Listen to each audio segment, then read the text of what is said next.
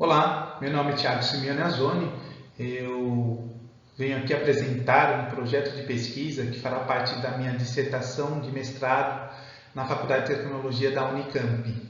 O título da pesquisa será a influência da mudança do eixo padrão rodoviário no dimensionamento de pavimento flexível, semirrígidos e invertidos no Medina.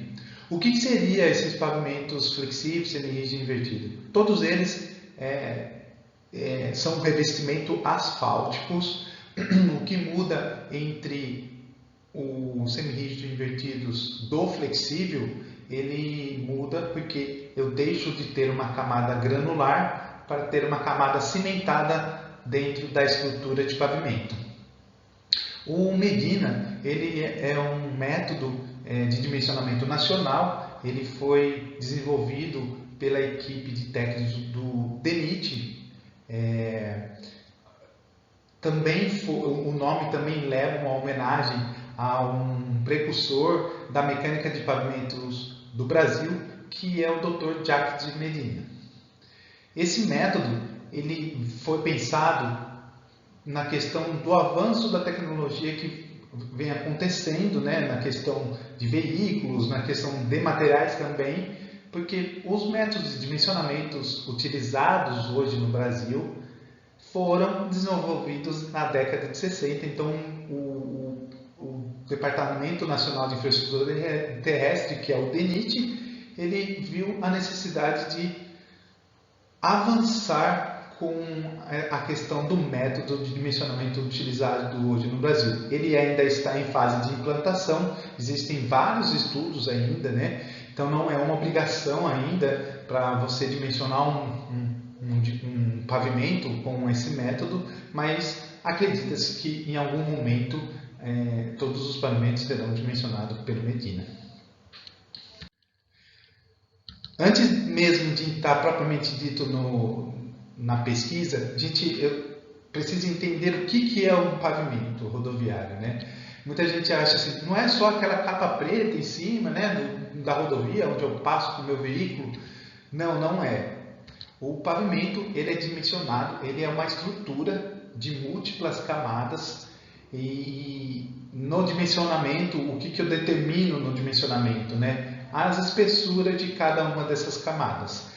Tem pavimento que tem muitas camadas, outros não, dependendo do seu nível de tráfego. Então eu preciso determinar, esse pavimento ele precisa resistir ao tráfego que será passado solicitado, que será solicitado, e o suporte da região. O pavimento ele não é diferente de outra estrutura que eu dimensiono, exemplo, um edifício, uma ponte. Quais são os dados principais que eu preciso ter para iniciar um dimensionamento de uma estrutura? É a carga e onde eu vou apoiar essa estrutura, a condição de onde eu vou apoiar essa estrutura. O pavimento não é diferente disso. A carga vem em função do tráfego e eu preciso saber o solo da região onde eu vou apoiar esse meu pavimento, qual é a qualidade desse solo.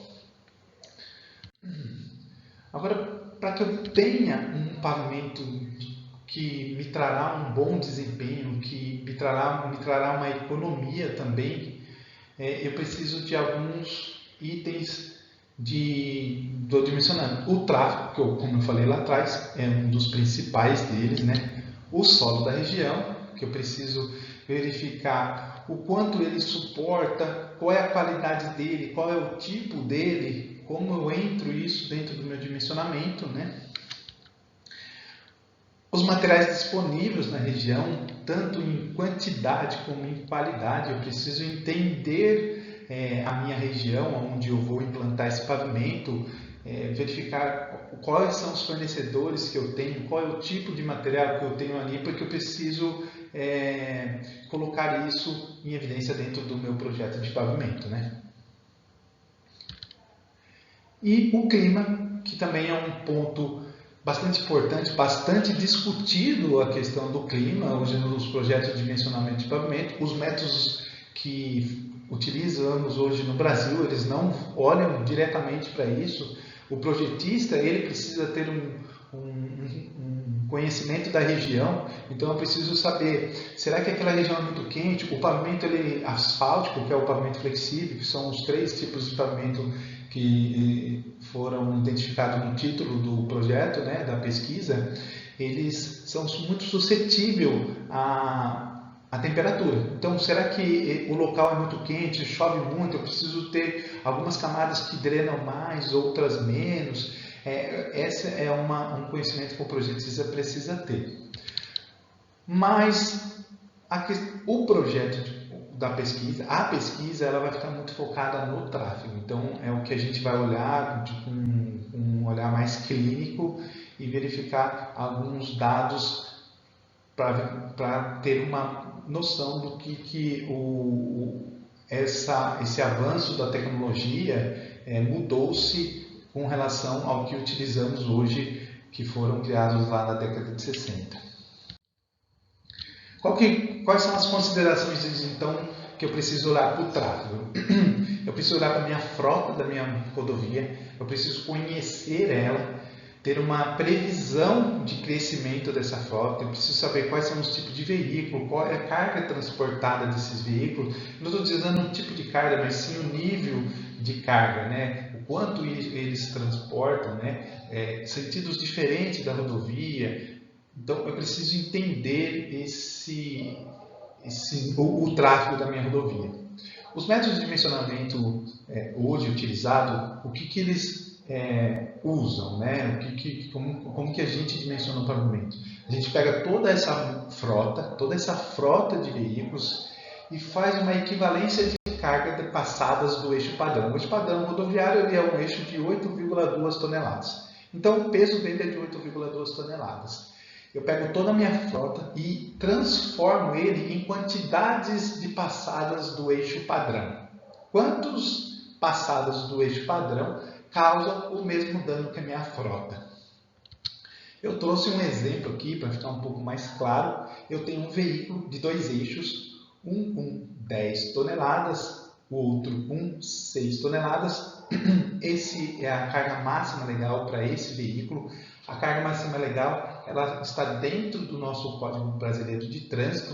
Então, os veículos que passam numa rodovia, se eles estiverem muito além dessa carga, eles são multados e devem fazer o transbordo da carga para outro veículo, né?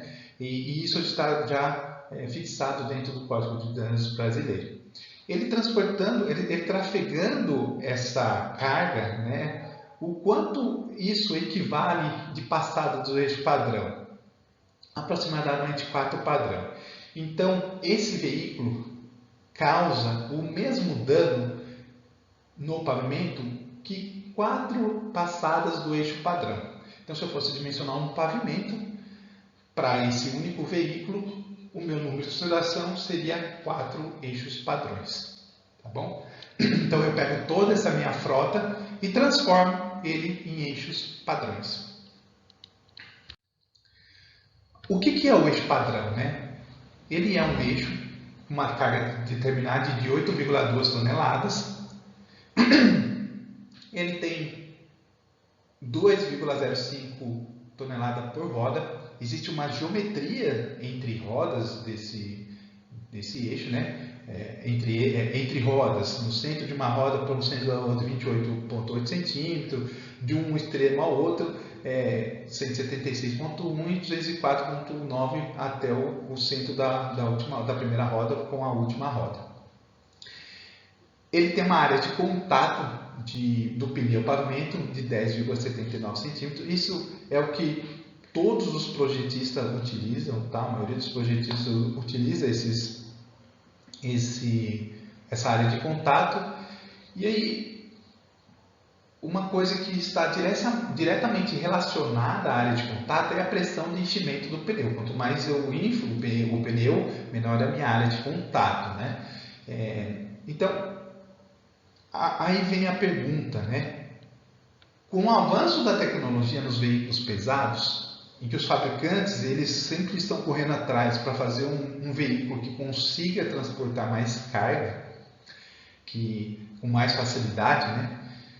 E os fabricantes de pneus eles tem que ir atrás desse avanço também, né? Será que o que eu utilizo nos meus dimensionamentos, que é esse eixo padrão, que foi pensado lá na década de 60, será que o mesmo, esse padrão ele é o mais efetivo dentro do meu pavimento? A pergunta da pesquisa é essa, que é o que a gente vai tentar responder, né? Será que o eixo padrão rodoviário que eu utilizo hoje no dimensionamento é a melhor configuração que eu tenho?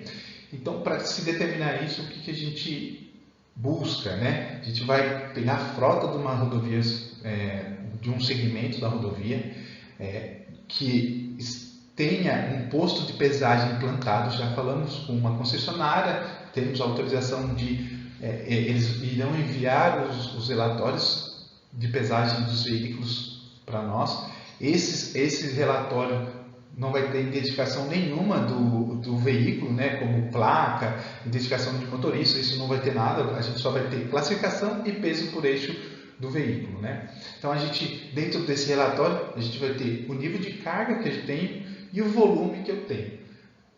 Estamos pensando uma maneira de como a gente pode levantar a área de contato de pneu-pavimento. Existem já alguns estudos que mostram isso. Estamos olhando para ver se é a melhor maneira para essa pesquisa, e a inflação de cada um dos pneus.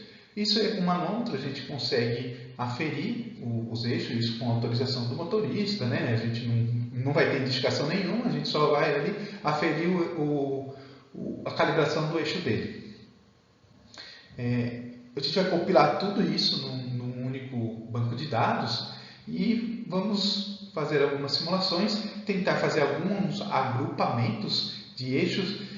Pode ser que a gente encontre um agrupamento muito maior que equivale ao 8,2 toneladas, que é o meu eixo padrão, ou não. E se eu não encontrar uma equivalência, eu vou utilizar o método de dimensionamento, o Medina, que ele é um software que vai me dar as análises de tensões e deformações do pavimento.